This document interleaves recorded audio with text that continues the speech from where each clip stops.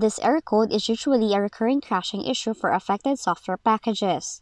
So if you need to resolve this error, try these potential fixes. For the first fix, try the Program Incompatibility Troubleshooter.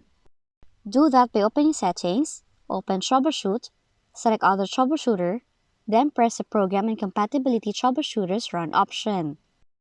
Now you have to select the software which you need to fix the error, and then click the Troubleshooter's next option.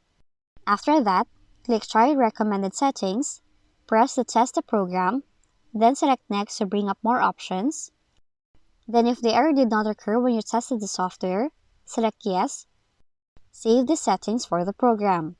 In the contrary, you have to select No, try again using different settings if the error still occurs. Another possible fix is you can try to scan your system files with SFC. Do that by opening Command Prompt with admin rights, input the following SFC command text, then press Enter. Now you have to wait for the process to be completed. Lastly, try to run a hard drive scan.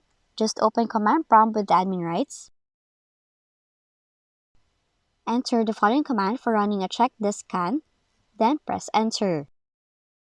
After that, press the Y key to schedule the scan, close out the command prompt, restart your PC, and wait for the scanning to be completed.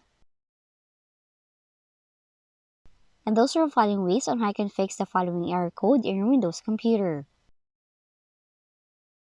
If you found this video helpful, kindly like and subscribe. You may also click and turn on the notification bell so you can be notified from whenever we release new videos.